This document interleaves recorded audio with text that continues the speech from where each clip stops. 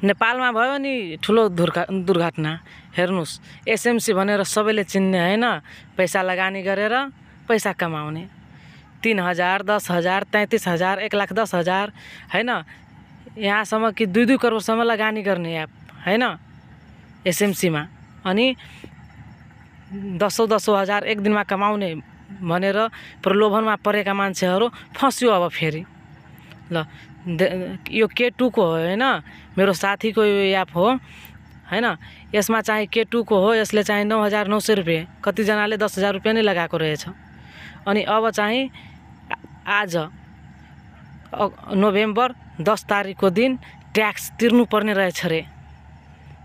पैसा एकपटक पनि विथड्रो गरे छैन, कतिजनाले त लाखौँ रुपैयाँ कमाइसकेछ यसबाट, तर अब चाहिँ सबैले फसिसकेछ।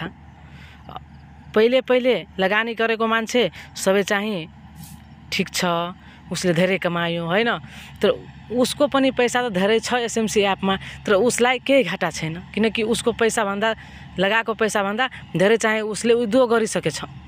तर नयाँ जोइन गरेको हैन, लगभग यसमा 20,000 भन्दा माथि हैन मान्छेले गरेको छ। लगभग यसमा चाहिँ 2 अर्ब जति पैसा लगाएको रहेछ नेपालको मान्छेले यति। अनि सबैको पैसा चाहिँ यस्तो भएको छ हेर्नुस्। यहाँ लगइन गर्दा हैन हेर्नुस्, मोबाइल नम्बर राख्यो, आइडी अनि पासपोर्ट राख्यो। अब यसमा के हुन्छ, कर माग्छ हेर्नुस्, लगइन हुन्छ। ल कर यसमा के लेखेछ हेर्नुस्। अब यसमा लेखेको छ, सबै कर्मचारीहरूले स्थानीय कानुन र नियमहरूको पालना गर्नुपर्छ र कर तिर्नुपर्छ। तोकिएको समय सीमा नोभेम्बर 12 मा 21 यानी कि 9 बजे। व्यक्तिगत आय कर तिर्न असफल हुने कर्मचारीहरूले आफ्नो सुरक्षा निक्षेप र एसएमसी एप खातामा रहेको मौजुदात स्वेच्छाले जफत गरेको मानिनेछ। त्यस समयमा सुरक्षा निक्षेप र कार्य खातामा रहेको मौजुदात नेपाल सरकारको कर अधिकारीहरूलाई हस्तान्तरण गरिनेछ र नेपालको एसएमसी एपलाई कार्य खाता फ्रिज गरिनेछ। एसएमसी एप ब्यालेन्स प्रयोग गरेर कर भुक्तानी गर्न सकिँदैन, किनकि एसएमसी एपमा भएका सबै रकम हाल फ्रिज गरिएको छ। तपाईले आफ्नो एसएमसी एप खातामा रकम जम्मा गर्नुपर्ने र प्रमाणीकरणको लागि आफ्नो हायरिङ म्यानेजरलाई ट्रान्सफर रसिद पठाउनु पर्ने छ। प्रमाणित भएपछि हायरिङ म्यानेजरले कर्मचारीको सफल कर भुक्तानी कम्पनीलाई रिपोर्ट गर्नेछ। सफलतापूर्वक कर तिरेका सबै कर्मचारीहरूले आफ्नो रकम फ्रिज नभएपछि सामान्य रूपमा आफ्नो रकम झिक्न सक्नेछन्। ल हेर्नुभयो नि, तपाईहरूलाई के लागिरहेछ? अब यो 2772 रुपैयाँ मेरो साथीले तिरेपछि उसले विथड्रो गर्न पाउँछ साँच्चीकै हो?